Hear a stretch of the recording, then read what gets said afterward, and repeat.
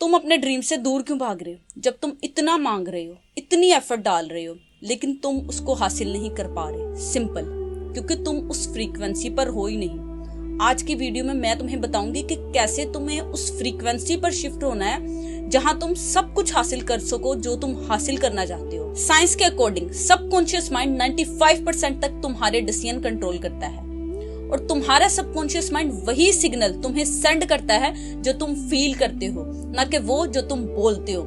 For example, अगर तुम कहते हो I want to be successful, लेकिन अगर तुम अंदर से फील नहीं कर रहे कि क्या तुम वाकई सक्सेसफुल होना चाहते हो, तुम अनश्योर हो, तो लॉ ऑफ अट्रैक्शन काम नहीं करेगा। लॉ ऑफ अट्रैक्शन तब तक काम नहीं करता जब तक कि तुम खुद अपने आप को उस वर्जन में शिफ्ट नहीं कर लेते। अगर तुम चाहते हो कि लाइफ तुम्हारे हिसाब से चले तो एक बार इस वीडियो को ध्यान से देख लेना। जिंदगी में जो तुम्हें चाहिए वो तुम्हें मिलता है, लेकिन वो तुम्हें तब मिलेगा जब तुम्हारा दिमाग और तुम्हारा दिल एक ही डायरेक्शन में चलेंगे। किसी ने क्या खूब कहा है, जब आप किसी चीज को पाने का इरादा कर लेते हो तो तमाम कायनात उस चीज को आपके साथ मिलाने के लिए कोशिशें करने लग पड़ती है।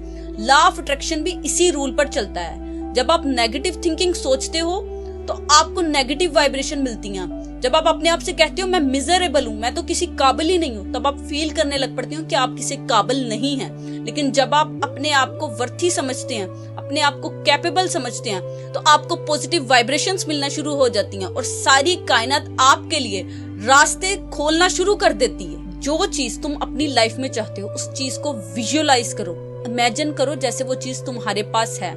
जिसके जैसा तुम बनना चाहते हो उसकी बायोग्राफी पढ़ो, उसके लाइफस्टाइल को देखो कि किस लाइफस्टाइल को उसने अपनाया जिसकी वजह से उसने वो गोल हासिल किया। जब तुम एक ही फीलिंग और एक ही थॉट के साथ एक एक्शन लूप के गिर्द चलते हो तो तुम्हारी एनर्जी उस चीज की तरफ फ्लो करने लग पड़ती है। तुम्हारे लिए अपने गोल को पाना आसान हो जाता है। जो लोग कहते हैं ना लॉ ऑफ अट्रैक्शन काम नहीं करता, वो या तो पेशेंस छोड़ देते हैं या वो एक्शन नहीं लेते। बिलीव बहुत इंपॉर्टेंट है। तुम किसी भी चीज को अगर पाना चाहते हो तो तुम्हें खुद पर बिलीव करना पड़ेगा।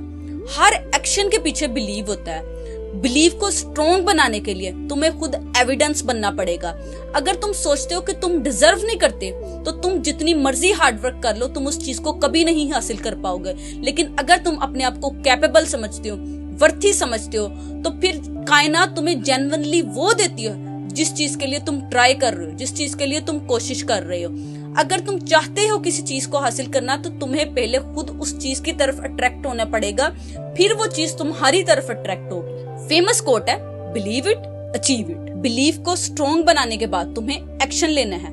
जब तुम एक्शन लेते हो तो तुम्हें सिग्नल मिलते हैं, इंस्पिरेशन की शक्ल में, नई अपॉर्चुनिटीज की शक्ल में, नए लोगों की शक्ल में।